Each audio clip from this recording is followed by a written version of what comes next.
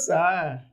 Primeiro podcast aqui no Bunker da Liberdade, o Renova Cast. Já deixando bem claro que esse Renova é de renovação. Então vai ser o podcast que vai trazer aqui a renovação da política no estado de Goiás.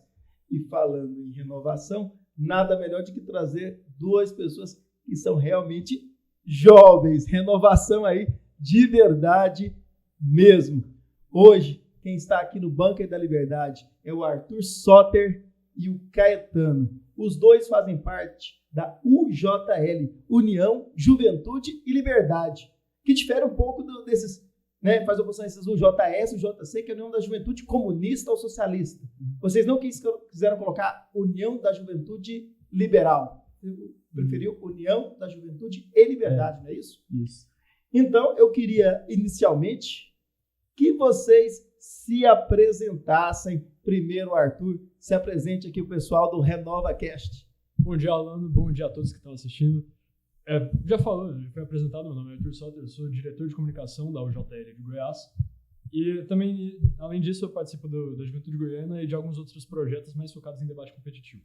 Entrei na JL por convite do Caetano e acabei gostando, peguei gosto pela coisa, também com um pacto com as ideias, então eu que queria já engajar nesse meio, eu acabei aproveitando e fui de cabeça. Uhum. E você, Caetano? É minha hora. Primeiro, é uma honra. O primeiro podcast do Renova já ser nós dois. É uma honra a UJL estar sendo representado assim. E dentro assim, da UJL, eu sou o vice-líder mesmo. Eu convidei o Arthur. O cargo dele, ele é diretor de comunicação. Eu era o diretor de comunicação antes dele entrar. E o Arthur Leão, que é nosso líder, me chamou para a eleição para eu concorrer a vice-líder. A gente felizmente ganhou. E conseguimos eleger os nossos 3 diretores também. O Soter como diretor de comunicação, o Frederico Schmaltz como diretor financeiro e o Marco Bercol como diretor político. Então a gente consolidou bastante as nossas lideranças aqui da UJL e graças a Deus está dando tudo certo. E além disso, eu sou líder do Livres aqui em Goiás, único líder no estado. Participo também de alguns outros movimentos, mas não como liderança, não sou muito atuante assim. Mas os principais são esses. Já realizei vários projetos assim. Estava presente com a JL em alguns episódios, como na luta com o Código Tributário, como em alguns projetos de arrecadações. E eu tô com um tempinho até bom, desde o ano passado, trabalhando assim na JL. Muito bom mesmo. Vocês podem dizer a idade de vocês? Nós dois temos 17 anos. 17 anos. Eu falo isso porque eu tô com 41 anos.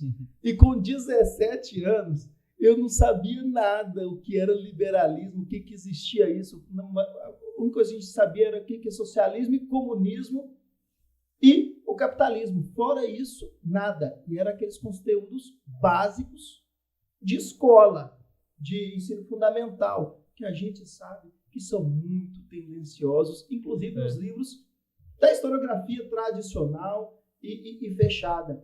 Como explica para mim, como que vocês tiveram acesso a esses conteúdos e chegaram hoje com 17 anos e falaram, poxa, eu estou no movimento liberal. Você quer começar? Pode ser, porque o meu foi muito marcante. Porque eu sempre gostei de política, assim, eu sempre tive uma ideia do que era certo e errado na minha perspectiva.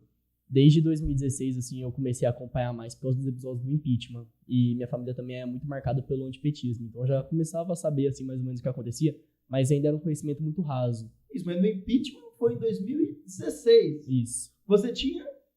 Eu tinha 11 anos. 11 anos? O que é isso? 11 anos só queria saber de brincar de carrinho. Tá tudo diferente. Mas aí depois acabei esquecendo muito isso. 18, não fui muito atuante, eu só sabia também do Bolsonaro e do Haddad na época da eleição. 19, a gente teve alguns projetos lá no colégio para falar sobre isso. A gente teve uma simulação de eleição lá até que foi muito legal, que a gente fez alguns santinhos nossos e por coincidência o meu foi 30.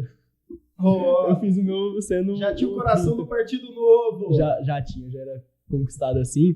Só que quando eu subi pro ensino médio em 2020, quando estourou a pandemia e a gente foi em isolamento, eu comecei a me envolver mais com política, só que pro lado da esquerda. Então eu fiquei Eu virei esquerdista do Twitter mesmo, naquele chato pra caramba. Eu posso confirmar isso. Eu era muito... Ave Nossa, Maria. era esquisito, era chato pra cacete. Todo mundo passa por isso, viu? Fica Eu tranquilo. fiquei feliz dessa fase ter sido bem antes, pra que E não ser deu breve. tempo de eu passar muita vergonha. E ser bem breve, porque na época das eleições de 2020, eu já tinha me convertido assim pro liberalismo, quando eu comecei a acompanhar algumas contas e alguns movimentos. Comecei a acompanhar o MBL, comecei a acompanhar o Partido Novo, alguns deputados como o Marcel Van Hatten e o Kim Kataguiri. E a partir daí eu comecei a mudar minha perspectiva de mundo e o que eu acreditava. E aí eu comecei a pensar, nossa, eu acho que eu tava do lado errado da história. Não foi uma mudança brusca, assim, foi mais gradativa. Do lado da esquerda, assim, eu não era da galera do PT. Eu não acreditava nisso, porque eu sempre achei que o Lula e essa galera, assim, era corrupta mesmo, tava do lado errado da história, ferrou com muitas coisas no país. Então eu já achava isso meio ruim. A partir de mais ou menos do segundo semestre de 2020, comecei a atender para o lado liberal. E em 2021, eu comecei a me envolver com mais força ainda. Em 2020, inclusive, uma coisa interessante, voltando de um treino na base que eu treinava, eu parei no semáforo onde o Jamil estava entregando os santinhos dele. O Jamil Said, que hoje Candidato a vice-governador pelo Novo aqui no estado de Goiás, e que era candidato a vereador à época por Goiânia. Exatamente, candidato a abraço vereador. pro Jamil. Se eu estiver isso vendo, um abraço. Eu já contei muitas vezes pra ele essa história, que eu me envolvi no Partido Novo por causa dele. Eu vi o santinho e aí eu lembrei, porra, Partido Novo, eu sei que é legal, eu sei o que eles defendem. Aí eu já fiz uma propaganda danada, eu fiz minha família inteira votar no Jamil. E ele sabe de cabo a rabo essa história, porque eu vi contando isso pra ele. Então eu comecei a me envolver mais. Em 2021 eu me envolvi mais ainda com os movimentos. Comecei a acompanhar a SFL, a UJL, entrei na UJL, conheci o Arthur. Comecei a acompanhar também o Partido Novo. Fui em um evento realizado pelo Instituto Goiás, também que eu comecei a acompanhar, que foi um evento que era com o Rafael Lima, que o senhor estava também. Sim, estava presente. A gente trouxe o Rafael Lima aqui em Goiânia. Isso. Fazia tempo que ele não vinha aqui fazer um movimento e ele se assustou com o número de jovens liberais aqui em Goiânia. Ele ficou muito satisfeito. Foi, um evento muito bom. E a essa época eu já estava me envolvendo até mais, que eu comecei a escrever alguns artigos para o OJL. Alguns artigos sobre... O primeiro foi sobre o aumento do fundo eleitoral. Se olhar no Instagram da OJL de Goiás, ainda tem esse artigo lá. Todos os que eu escrevi sobre corrupção, sobre liberalismo, sobre um monte de coisas relacionadas a esse assunto, eu escrevia muito artigo. Até que eu era só um simples associado. No dia desse evento, eu subi para diretor de comunicação. Comecei a ser mais atuante. Até que aí mexeu em tudo. Eu comecei a me envolver muito mais. Entrei pro Livres, fiz a prova e fui aprovado como liderança do Livres no fim do ano. Uma prova com muitas etapas. Foi sequestrado por esse mundo da política liberal. Foi. Aí eu me envolvi em tudo. Conheci o Vem Pra Rua em Goiás, a Ana. Nossa, um abraço pra Ana também. Um abraço, Aninha. Maravilhosa. Comecei a mexer em tudo, assim. A gente foi pra Brasília junto, um dia que eu fui com o senhor também. Aí eu me envolvi em tudo e não tinha mais volta. Já tava lá no Congresso com os deputados do Novo, mexendo em tudo isso. É nosso, ninguém te rouba mais, Caetano. E continua trabalhando nisso e trazendo mais jovens para essa atenção política. Nem todo mundo precisa ser um dirigente da UJL, mas só de entender as ideias, ver que o liberalismo é quem realmente está preocupado com um país que produza riqueza e renda. E assim, ajude as pessoas que têm necessidade hoje no país, é o que a gente precisa. Porque a gente tem aquela ajuda imediata, que é quem se prega mais a falar isso o tempo todo, é a esquerda, e tem aquela duradoura, que é o crescimento do país como um todo, geração de renda, riqueza. E quem produz riqueza somos nós, que trabalhamos, vendemos produtos ou serviços. Quando esse entendimento básico já chega nas pessoas, a partir dali elas se apaixonam e podem se aprofundar nesse conteúdo. E você, Arthur, qual a sua história? Bom, eu, assim como o Caetano, já nasci num ambiente que era muito antipetista, né? Só que por outros motivos também. Não era só por conta da corrupção do PT, mas porque meu pai, em especial, sempre foi muito fã, digamos assim, do FHC. Sim. Minha mãe já não era tão fã. Não que ela gostasse do PT, pelo contrário, ela podia, mas os dois já tinham uns debates na hora do almoço, e aí eu fiquei muito curioso pra saber quem que era esse cara, o que ele fez, Aí eu fui Mas isso é pesquisar. legal. Política é família debatendo política. Não é comum. Não era comum. Aliás, hoje está comum porque tem famílias que um é petista, o outro é bolsonarista e está tendo isso nas famílias. Mas antigamente não era comum um casal debater política. Eu nunca vi isso lá em casa, por exemplo. Mas é porque era um tabu também. Aquele negócio de política e futebol não se discute. Religião, E zero religião. discussão. Era um tabu, assim. Aí, meus pais eles já tinham debatido sobre isso, né? Debatiam direto. E eu sempre fiquei muito curioso pra saber quem que é FHC. Eu pensava que era uma organização, né? FHC, um instituto, não sei. Comecei a pesquisar e aí isso foi mais ou menos no 6º ano. E aí foi justo Mesma na época época que do eu. impeachment. E aí eu tinha 11 anos, né? Veio impeachment, toda aquela enxurrada de notícia, não tava entendendo nada, aí eu fui buscar, entendeu? E aí foi.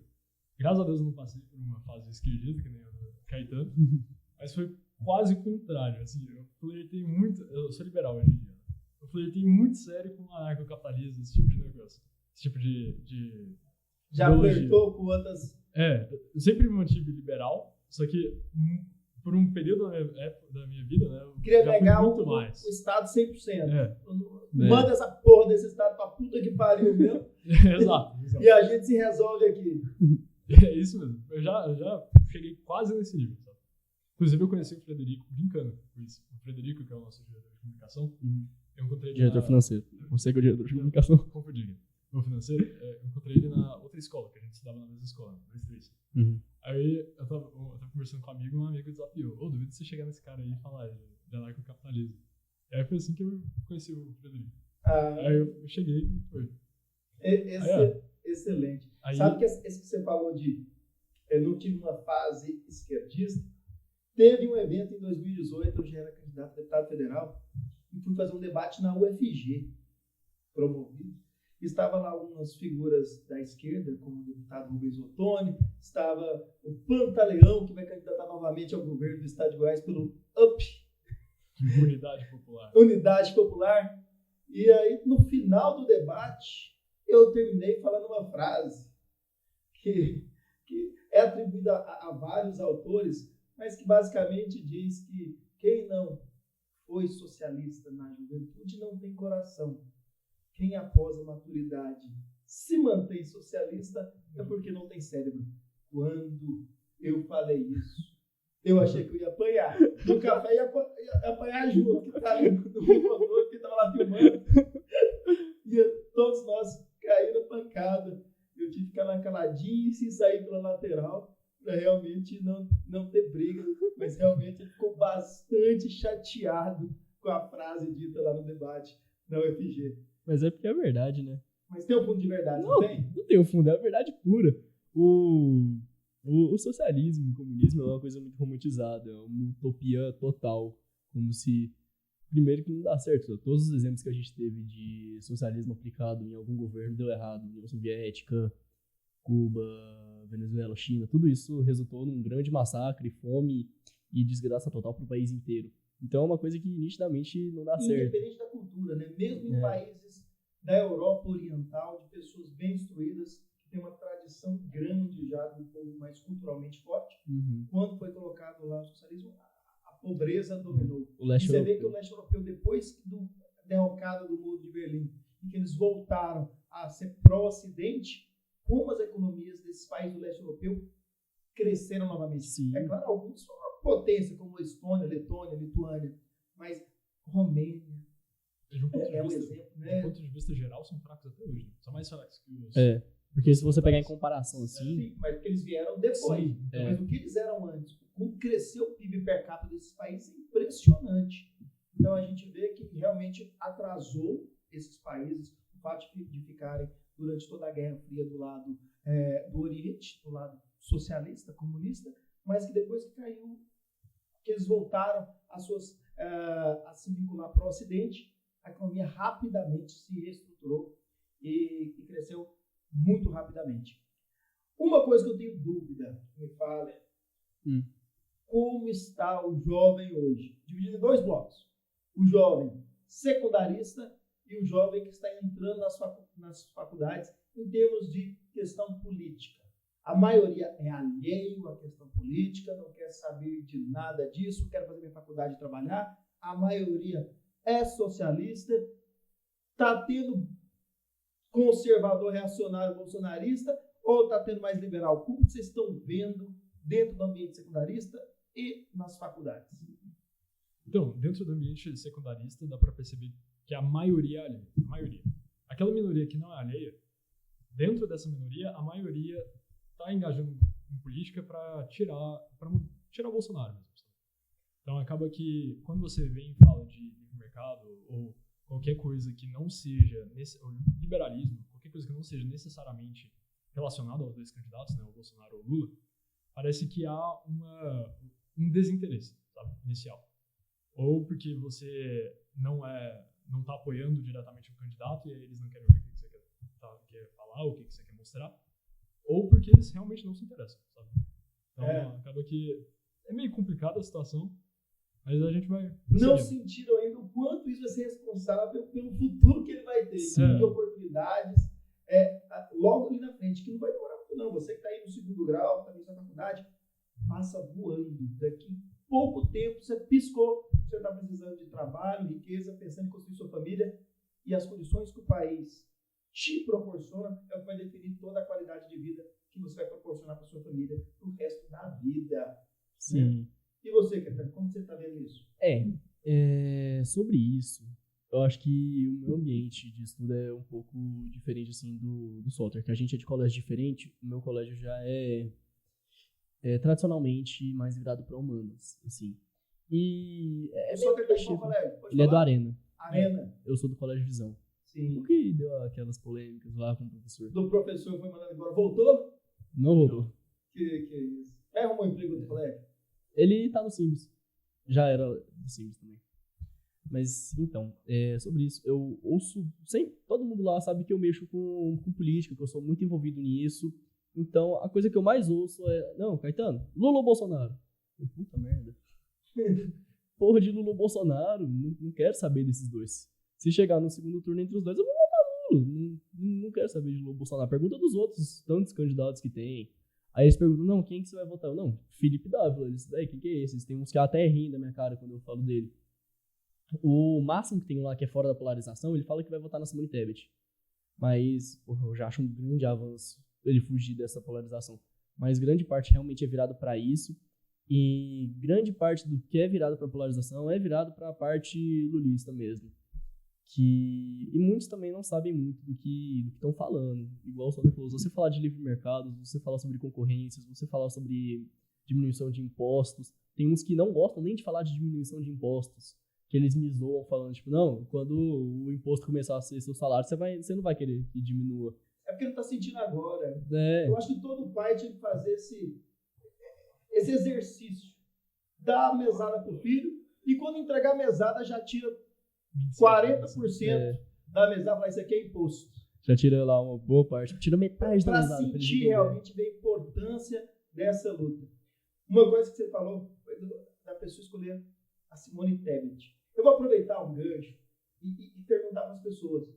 Você votaria, por exemplo, num candidato que ele é candidato e nem a esposa, nem os filhos votam nele, nem a esposa, nem o pai, nem a mãe confia nele? Simone Tebet hoje é isso. O partido dela não está com ela. O MDB, metade dele está com o Bolsonaro, metade está com o Lula. Uma pessoa que não tem o apoio nem do próprio partido, ou seja, nem dentro de casa, ele não consegue ter uma viabilidade, uma força para pedir para fora. Então, para mim, são candidaturas construídas de forma artificial para o MDB ficar ali falando que, opa, eu não escolhi no primeiro turno nenhum nem outro, para depois eu ver quem vai ganhar e eu poder ter cargo lá na frente, porque foi isso que o MDB sempre fez. Então, se ligue que Simone Tebet não é solução. Me deixa discordar do senhor só um pouquinho. Aqui é para isso mesmo, pode discordar. Eu sou do debate competitivo, então acaba que só... Já é mania, já. Você não acha que, se fosse mais vantajoso para o MDB escolher ficar nessa posição de vai e vem, que nem a União Brasil está fazendo, né, com o Luciano Bivar, não seria melhor ir para o Lula, já que para as campanhas regionais o Lula recebe maior apreço? Não. Hoje, nas candidaturas a governo no Nordeste e Norte, o Lula tem maior apreço. Nas candidaturas mais ao Sul, Bolsonaro tem um pouco mais de força com o pessoal do MDB. Então, se ele apoiasse apenas um candidato, ele teria problemas ou na região Nordeste ou na região Sul. Como resolver isso? Se você ficar sem apoiar nenhum objetivamente e sem candidato, fica muito estranho. Então, é melhor você colocar uma candidatura fake e você libera os governadores para apoiar quem quiser. Então, vai ter governador do MDB apoiando Lula, vai ter governador do MDB apoiando Bolsonaro e vai ter governador do MDB apoiando Simone Tebet. Mas aí o MDB poderia fazer que nem eles fizeram em 2012, né? Pular para o lado do PT, que é o favorito para ganhar, e aí abrir para o regional. Desde que ele fosse o parceiro prioritário, o que ele não seria nesse momento.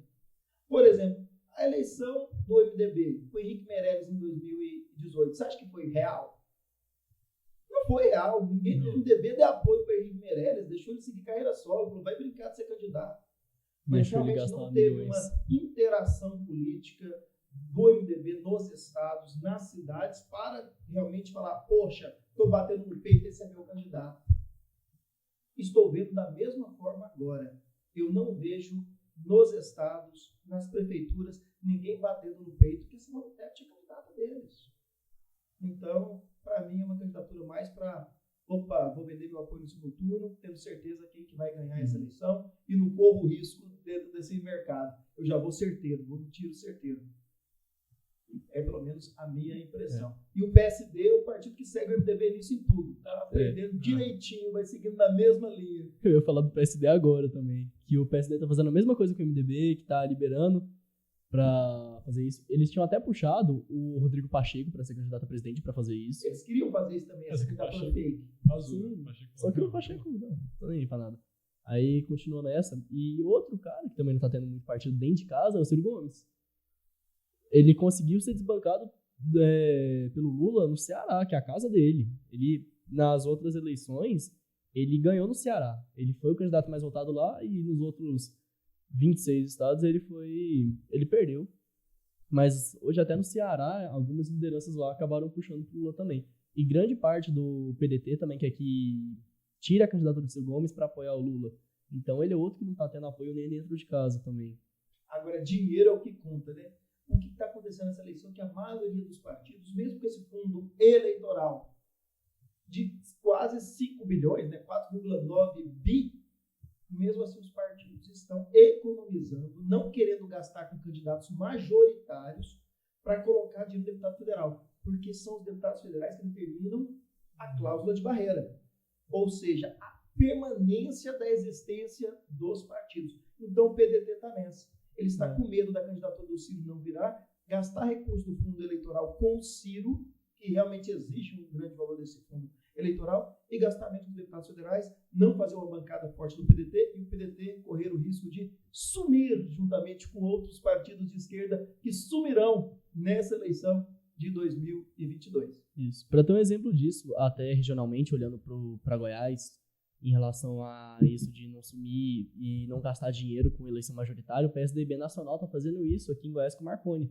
Eles querem que ele vá para deputado federal. Enquanto a militância estadual do PSDB quer que o Marconi candidate ao governo e alguns empresários querem que ele siga outro rumo, o nacional do PSDB, para o partido não sumir, que está em decadência, desde as... Que é deputado federal, né? Quer que ele vá para vai e leva mais uns 2. Quer que faça aqui em Goiás pelo menos 2 candidatos quer que faça 2 deputados federais, pelo menos aqui em Goiás. Porque desde aqueles episódios com o João Dória e Eduardo Leite na disputa presidencial para ser o candidato a presidente do partido, o PSDB está em decadência e está acontecendo uma bagunça interna lá no partido. Então, para não morrer, os dirigentes nacionais estão querendo que o Marconi vá a deputado federal mesmo, tanto para economizar dinheiro de um candidato majoritário, tanto para acabar alcançando a cláusula de barreira para o partido não sumir mesmo e continuar em evidência no país. Que acaba que dinheiro é o que movimenta muita coisa, assim. Perfeito. Agora, o que a gente vê na política é que esses partidos do centrão sempre dão um jeito de conturbar a eleição, compra voto, faz aquela política suja, a esquerda a mesma coisa. Aí eu vou jogar lá para a política estudantil, que é dominada tradicionalmente há anos e anos pela esquerda aqui no nosso país. A gente sabe nas universidades, a União da Juventude Socialista, a União da Juventude Comunista, que mais que tem? União da Juventude Revolucionária. União da Juventude Essa é... Revolucionária. Que é isso? Estão lá. A sujeira também na política estudantil é de lá que eles já aprendem na base ou depois é quando vai para a política tradicional? Nossa, não. É profissional, desculpa. Não, é de lá mesmo. Vão aprendendo. Lá já é uma escola? Já é escola. Né? Há 30 anos a Uni tá na mão da UJS. O que eu tinha comentado hoje, o episódio da Uni, do último CONUNI que teve, do último congresso, para escolher o próximo presidente da Uni, ele não foi eleito, ele foi indicado pelo último presidente, Montalvão, que indicou a Bruna Biralais. Quando a UJL ia fazer seus discursos, os nossos candidatos, eles eram calados, os microfones deles eram cortados pelo povo da Uni, que não deixava a gente falar, que tirou nossa voz, para continuar nesse monopólio de liderança que a juventude do PCdoB tem há muitos anos, mais precisamente 30 anos, no comando da Uni, desde a ditadura.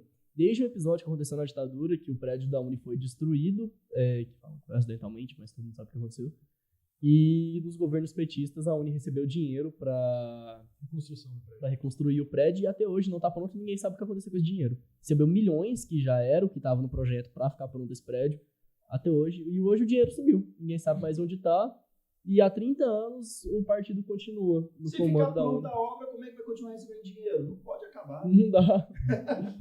E a obra tá parada até hoje, se você for lá em São Paulo, você vai ver a obra da Uni, o prédio da Uni parado, sem nada lá, o dinheiro rolando solto. E uma coisa que eu tenho visto é assim, que querendo ou não, o Bolsonaro roubou o coração de muita gente na minha faixa etária de 40, 50, 60 anos.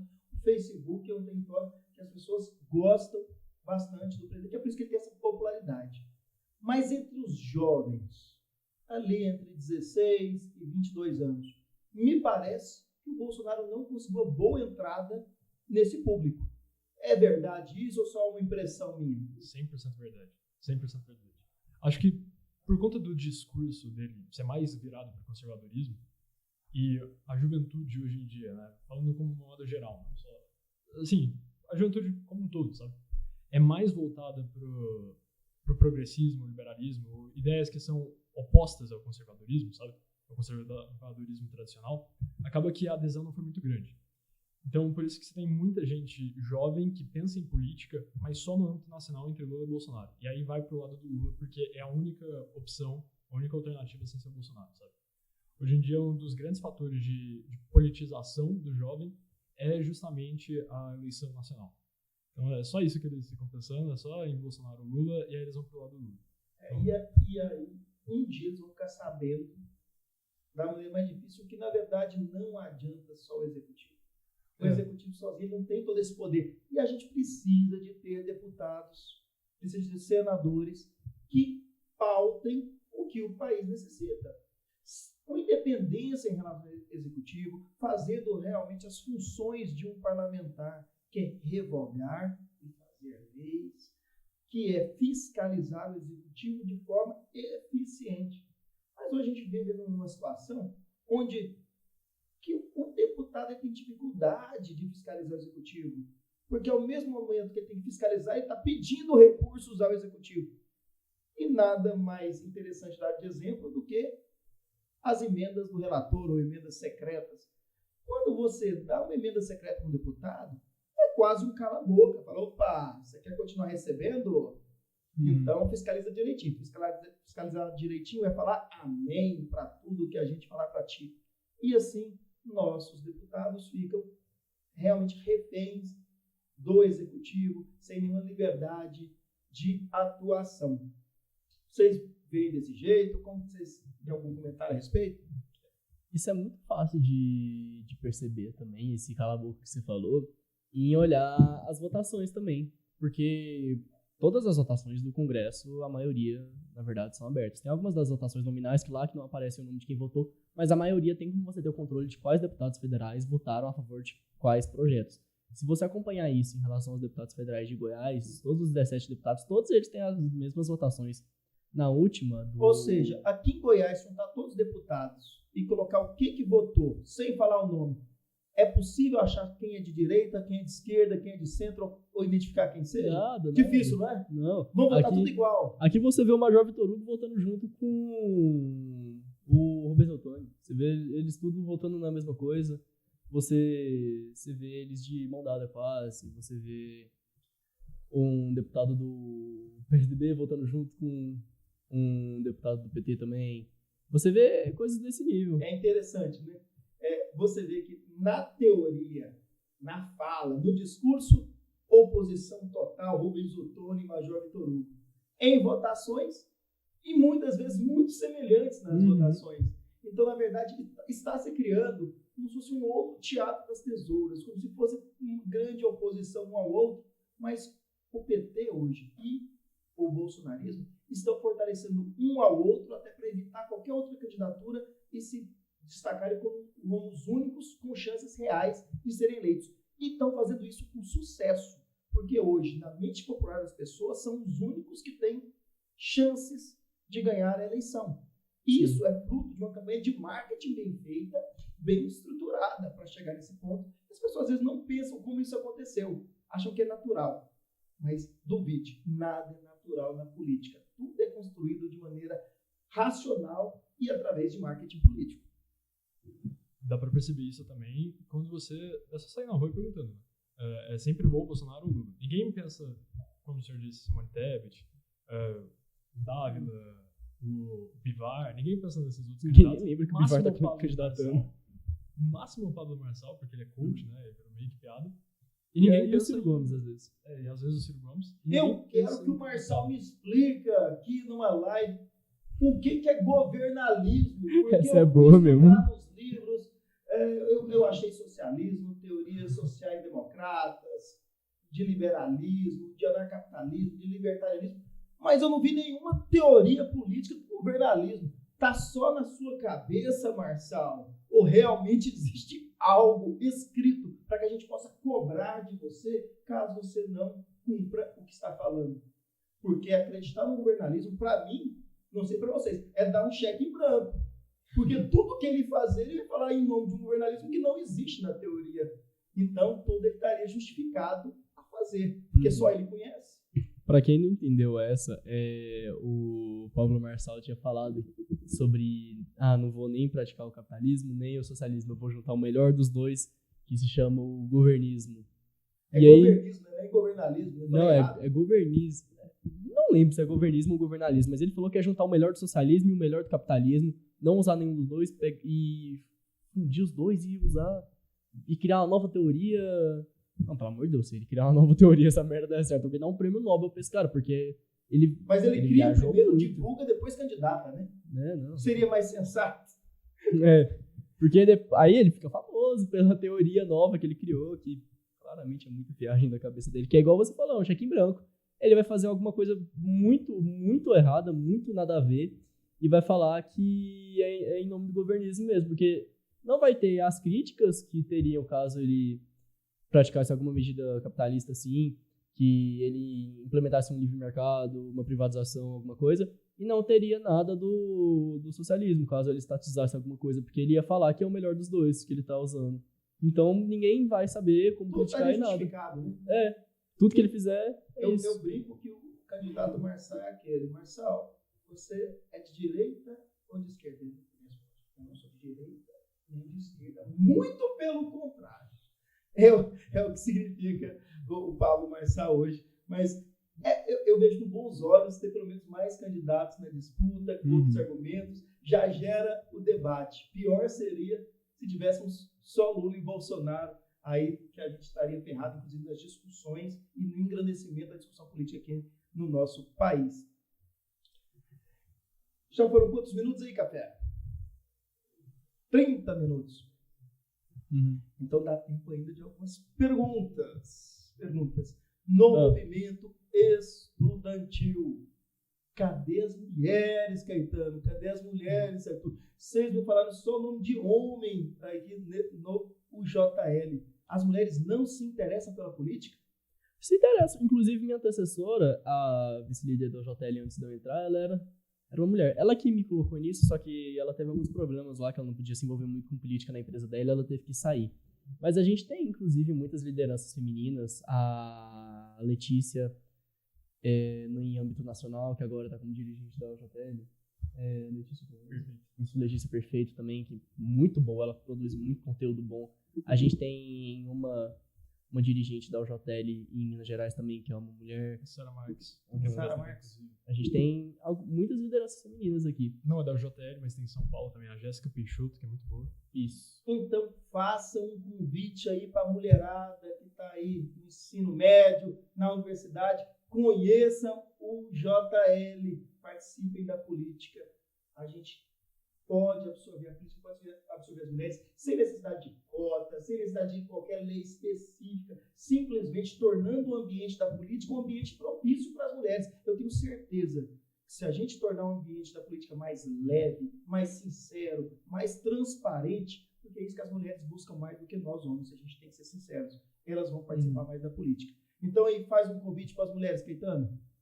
É igual o Alan tinha falado mesmo, para todo mundo vir participar, vir conhecer a UJL, porque mesmo que, por alguma coincidência, a nossa direção tenha ficado apenas entre homens dessa vez, é um ambiente muito plural. A gente tem no nosso grupo muitas associadas que são mulheres, a Larice também, que atualmente foi aprovada pela convenção partidária como nossa candidata a deputada estadual, ela foi muitos anos no movimento estudantil.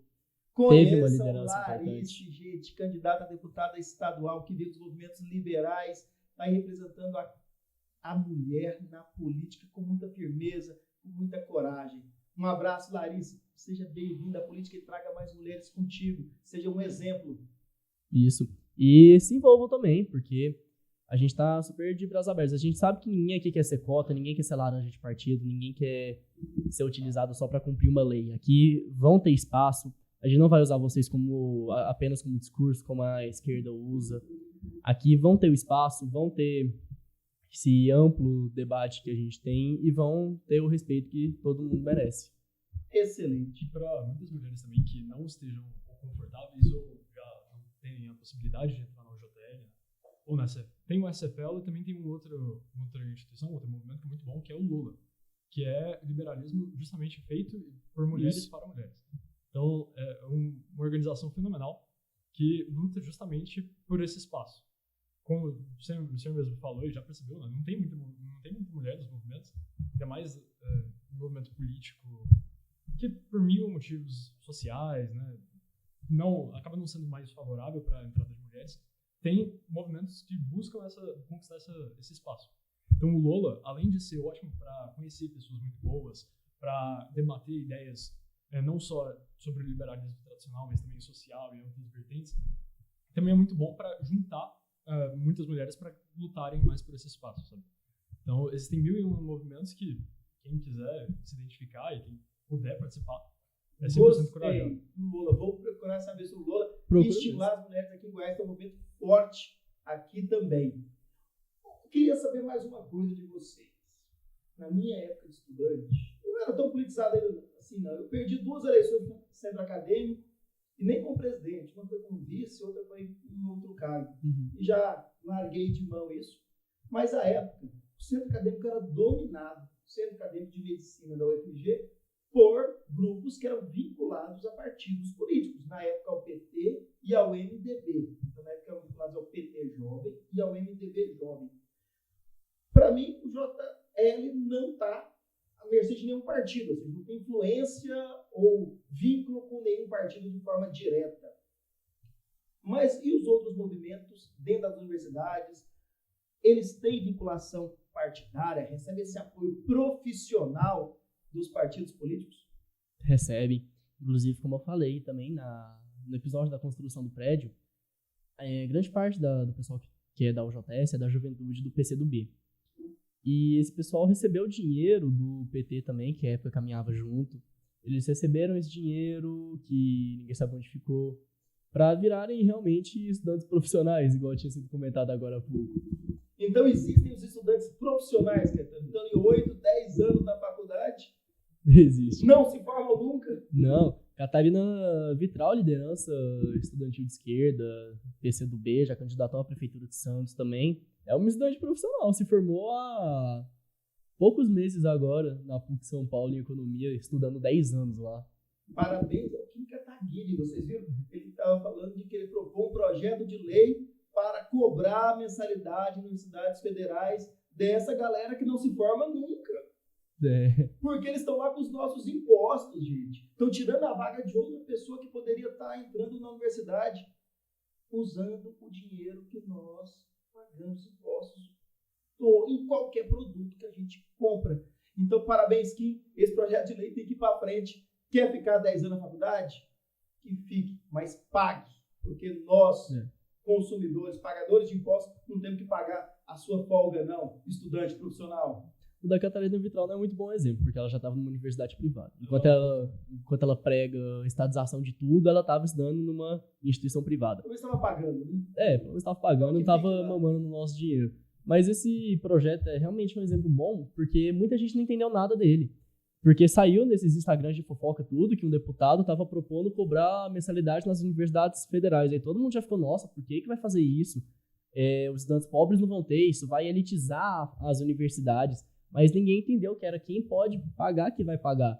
Não vai ser o estudante que tem um salário mínimo, que entrou lá por alguma cota social ou alguma coisa assim, que vai receber, que vai ter que pagar mensalidade. Não, vai ser o estudante de alta renda, que muitas vezes tira a vaga de estudante de baixa renda, porque já está enraizado deles terem uma educação melhor por causa do ensino básico brasileiro, porque aqui você não investe no ensino básico público, você investe 4 vezes mais no ensino superior do que no ensino básico. Então acaba que as instituições privadas, elas se sobressaem em relação às privadas em âmbito básico. Por isso que você tem muito mais exemplos de universidades federais boas do que escolas públicas boas no fundamental. Então os estudantes que acabam ingressando nas melhores universidades são estudantes de alta renda que tiveram melhor preparação no ensino fundamental, em colégio de 2, 3 mil reais de mensalidade. Então, esses são os estudantes que vão pagar nas universidades. E aí algumas pessoas perguntam, não, mas algumas universidades, só 10% são os estudantes que são de alta renda. Tá, então os 10% pagam. Se tiver um estudante que é de alta renda, só ele vai pagar. Se não tiver nenhum vai pagar. E ele pagando, ele vai inclusive gerar mais recursos para que mais pessoas sem renda possam estar cursando um curso superior em universidade federal. Então isso deve ser bem entendido, porque hoje não há, infelizmente, uma justiça naquelas pessoas, no jovem, quando ele está ingressando na universidade, porque eles partem de patamares diferentes. Hoje em dia, quem vem de escolas particulares fortes e boas estão num patamar de concorrência muito acima daqueles que tiveram toda a formação em escolas públicas. Na maioria das vezes, salvo algumas exceções de escolas de aplicação, algumas escolas militares, são ilhas de excelência dentro do ensino público fundamental, não estão concorrendo em pé de igualdade. Então, a gente gera uma desigualdade que é evidente e clássica. No final do ensino médio, pesquisas mostrando que aqui no Brasil, apenas 8% dos egressos do ensino médio sabem, em matemática, aquilo que deveriam sair do ensino médio sabendo. 8% saem, então, com o conteúdo de matemática que deveria ser aprendido. Isso é muito baixo. É muito baixo mesmo. Esse número sobe bem quando vai para só para instituições particulares. Então, a gente está gerando uma distorção gigantesca e, infelizmente, só gerar cotas para o ensino superior não vai corrigir isso a médio e longo prazo. Somente investimento pesado no ensino fundamental é que a gente vai conseguir gerar uma concorrência real, legal e justa para a entrada nas universidades federais. Enquanto isso, igual você falou, é só gente de alta renda que está aí mamando na Universidade Federal e você que passou a vida de dificuldade em escolas públicas, tendo maior dificuldade em relação ao número de professores, greves, vai competir em situação muito desigual. E é isso que a gente quer mudar, né? Sim, foi igual eu falei, essa inversão de valores e investimento que tem no Brasil, de se investir 4 vezes mais nas universidades superiores. Nenhuma casa você constrói pelo teto. Você tem que investir muito pela base, porque, como o senhor falou mesmo também, muitas pessoas chegam no ensino superior sem saber matemática, sem ter um domínio da própria língua, da língua portuguesa, sem ter um domínio matemático, um domínio assim, dos números que você aprende no ensino básico, porque não se investe. E quando você fala disso, porque atualmente, infelizmente, a esquerda domina muito do debate estudantil. Então, quando você fala disso, você já é rebatido na hora com gritos e esperneios, falando que você quer tirar a verba das universidades. Não, é cobrar de quem pode pagar para conseguir investir mais no ensino básico. E os sindicatos da educação no ensino superior passam a perna em todos os estudantes do Brasil do ensino fundamental, porque eles sempre defendem os próprios interesses, os interesses das instituições federais de ensino a nível superior e não se preocupam nunca com o aumento de verbas lá para a base. Isso tem que ser escancarado, porque quando a gente vê que a educação básica não funciona, você tem que saber que presidentes de sindicatos de universidades federais não estão fazendo nada para você que está aí na base, você professor que está aí com as crianças, com adolescentes e no ensino médio. Só pensam neles. Faculdade de medicina é cara, não é, Caetano? Bastante. Hoje em dia, quanto está custando a faculdade de medicina? Uns 10 mil. 7 mil mais baixo. Mas 7 mil é tem mais faculdades barato. até de 15 mil reais. Aí eu me deu curiosidade para ver o que a Universidade Federal de Goiás gastava, tá certo? Com o curso de medicina, e eu cheguei na conta, dividindo pelo número de alunos, a uma conta de mais de 20 mil, quase 21 mil reais per capita, por aluno mês. Então é isso que está custando cada aluno na Universidade Federal de Medicina hoje. Muito mais caro que qualquer faculdade particular. Então a gente há muita falta de gestão na universidade. Eles estão sempre com pires na mão pedindo dinheiro, mas quando a gente vai fazer as contas, o aluno de universidade federal sempre sai mais caro ainda que o aluno de universidade particular, privada. Então a gente tem que melhorar também a questão de gestão nas universidades federais e colocá-las para fazer parcerias com entidades privadas, com empresas júnior, para gerar outras fontes de renda, inclusive em pesquisas. As pesquisas hoje têm que ser baseadas em resultado para a população, mas não é isso que a gente vê cada linha de pesquisa que não traz sentido nenhum ganhando bolsa e pesquisas interessantíssimas que trariam ganho para a sociedade sem ganhar um tostão das bolsas CAPES, por exemplo. Vocês têm visto isso? Sim, o Brasil é um dos países que mais produz pesquisa, só que em quantidade.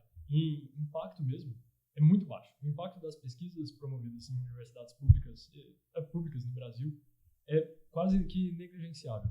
Então acaba que, por conta desse investimento mal feito, a gente fica refém, né?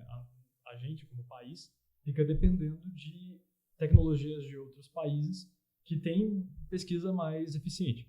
Estados Unidos, por exemplo, como é tudo privado, tem tudo interesse em lucro, tem gestão focando a otimização, né?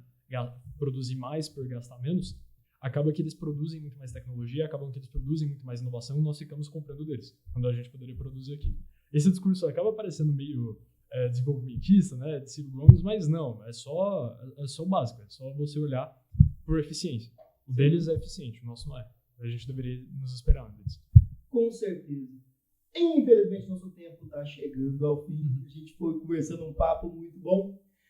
Eu queria, então, que vocês deixassem as impressões finais de como vocês veem hoje o contexto político estudantil no Brasil, particularmente em Goiás, e depois já despeçam aí do nosso público. Pode começar. No Brasil, como um todo, o debate é raso. Não tem como fugir, o debate é muito raso. É Lula e Bolsonaro. Quando tem um espectro muito mais amplo que dá para ser explorado. A gente pode falar de liberalismo, social-democracia, que seja socialismo, comunismo, conservadorismo, que são os três mais debatidos, né? Que seja, desde que o debate seja mais aprofundado.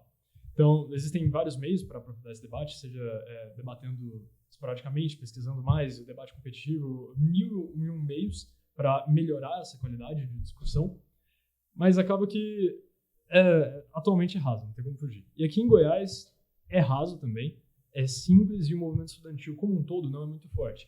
Então, o que acaba que para muitos pode ser uma coisa ruim, eu particularmente vejo como uma oportunidade. A gente está ingressando num momento muito importante que o debate público e o debate político está em alta quase que 100% do tempo.